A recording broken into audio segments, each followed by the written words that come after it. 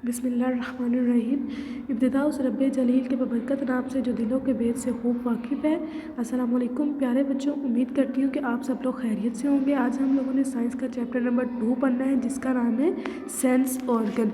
Sense organs का मतलब है कि अज़ाए हस, यानी कि हमारे जिस्म से कौन कौन से हस जुड़े हैं। इसका मतलब है कि कौन कौन से हिस्से जुड़े हैं। आज हम इसके बारे में पढ़ेंगे। प्यारे बच्चों, जैसा कि मैंने आपको बताया कि हम अपने अज़ा के बारे में पढ़ेंगे, तो हमारे अज़ा में यहाँ पर हमारे पास एक फेस बना हुआ है, यानी कि हमारा मुंह बना हुआ है, जिसमें से नाक की तरफ लिखा हुआ है कि सूंघना, यानी कि नाक से हम सूंघना महसूस कर सकते हैं। उसके बाद ज़ुबान से हम चखना महसूस कर सकते हैं, हाथ से हम छूना महसूस कर सकते हैं और कानों से सुनना महसूस कर सकते हैं। इसके साथ साथ हम अपनी आँखों से देख भी सकते हैं। ये हमारे अज़ाए हस हैं, यानी कि ये हमारे इर्द गिर्द होने वाली अज़ा है। ठीक है प्यारे बच्चों।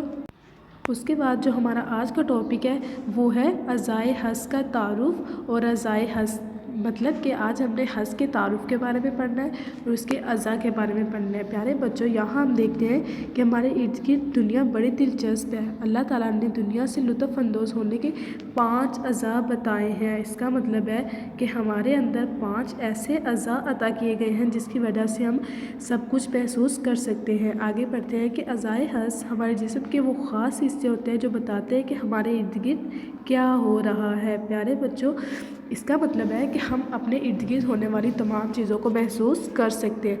अगर हमारे पास आँख होगी तो हम देख सकेंगे, अगर कान होगा तो हम सुन सकेंगे, अगर जिल्द होगी तो हम उसको छू सकेंगे, नाक होगा तो उससे सूंघ सकेंगे और ज़ुबान होगी तो उससे चख सकेंगे। यहाँ आप देख रहे होंगे हमारा दिमाग का एक हिस्सा बनाया हुआ है, उसके बाद कान, आँख, जिल्द, ज़ुबान और नाक सब कुछ बनाया हुआ है। प्यारे बच्चों, इसका बनाने का मतलब ये है कि आपको अच्छे से समझ आ जाए कि हमारे अज़ाए हस कौन कौन से हैं।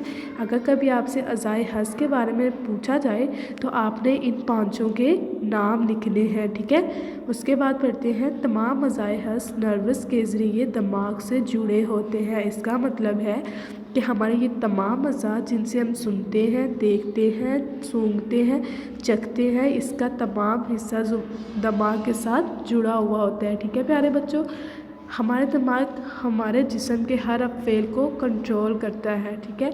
अब आपने इसको ध्यान से पढ़ना है, याद करना है, फिर अच्छे से समझना है। अल्लाह हाफ़िज़।